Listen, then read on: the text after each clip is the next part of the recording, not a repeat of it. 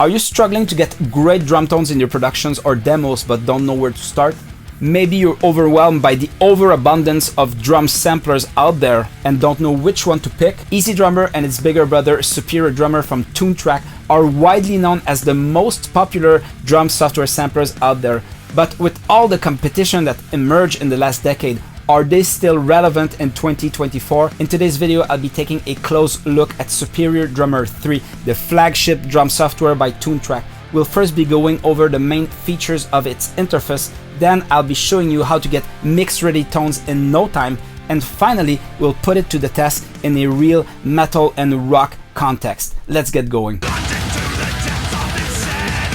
So let's check out a quick overview of the plugin's interface. So here we're using almost exclusively Superior Drummer 3 core sounds.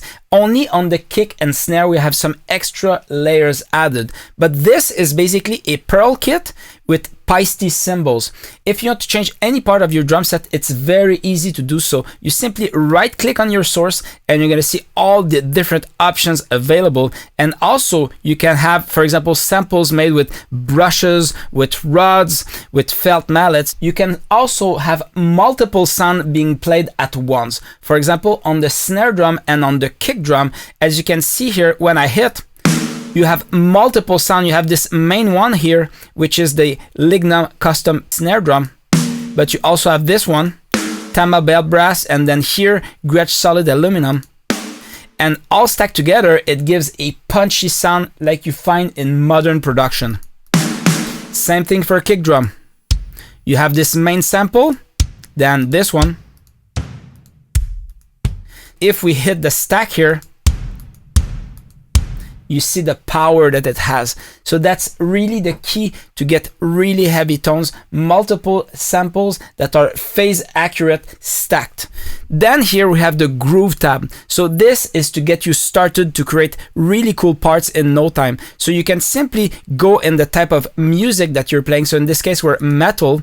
We want, for example, a standard beat. We want it on the crash cymbal, and we want it on straight feel 4/4, and then it's gonna filter all the options available depending on how many MIDI packs are installed, and then you can simply click, drag, and drop in your session, and you're gonna have a beat playing.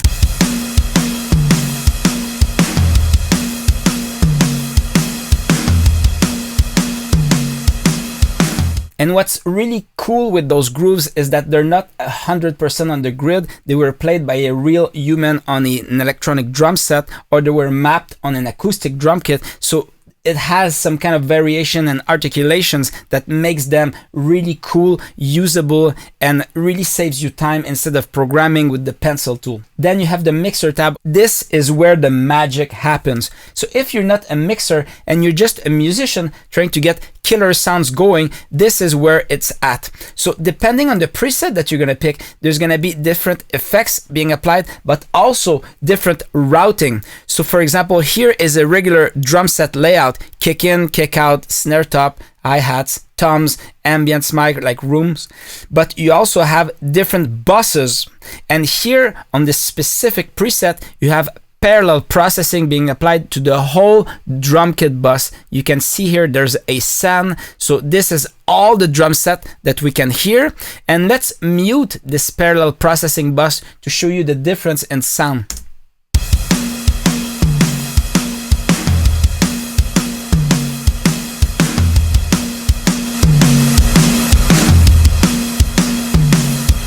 So this parallel processing bus can really add excitement to your drum kit. So obviously here it's a little bit too loud, but you can dose it, and it can be basically a way to save you so much time in routing externally all these channels to your DAW. So there are two ways to function when you're using this mixer. The first would be to route this in multi-out, which will be the more time-consuming way. For example, kick channel 1, snare channel 2, and so forth.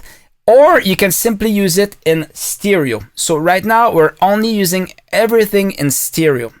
The advantage of using this in stereo is that you're gonna get quick results, and the advantage to use multi-output is that you're gonna be able to route things in your DAW, for example, for side chaining, kick, and bass. So there are multiple things that you can do, but it's going to be a bit more time consuming. The presets in Superior Drummer 3 were meant to be used as a stereo out. So you can see here processing being applied to kick, to snare, to toms, cymbal, and ambience. But you can also go in between the multiple output, for example, routing every single sound source to a channel.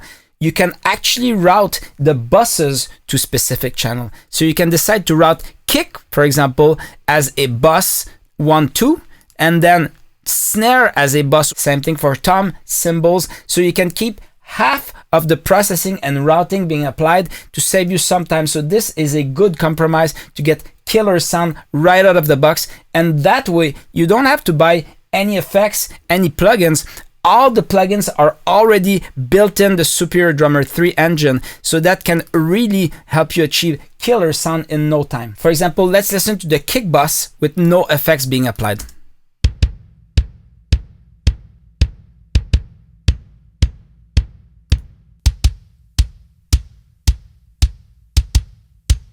Same for snare.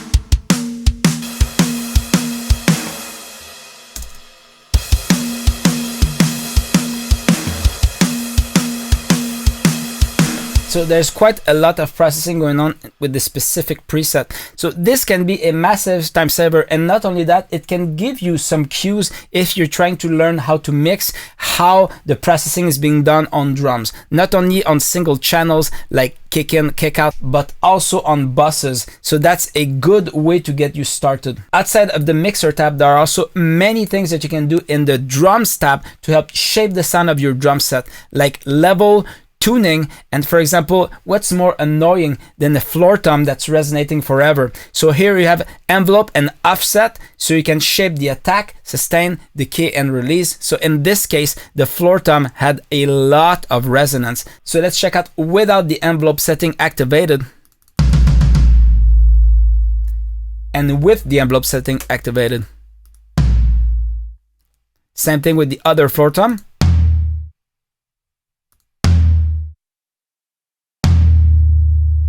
So you can see it's much more control. So once you're gonna start compressing, limiting, and doing a bunch of parallel processing, you're gonna need these envelope filters to be working. And the fourth tab is the tracker tab, which can get you going in no time with grooves that are matching the audio. Let's say you have a specific bass groove, you simply drag the audio in there, and then you're gonna have MIDI that you can drag then back in your DAW to create grooves that are going to be aligned perfectly with your bass riff. So now let's test drive Superior Drummer 3 to see how it sounds like in a real life context. This is the song Born to Roam by Metal X.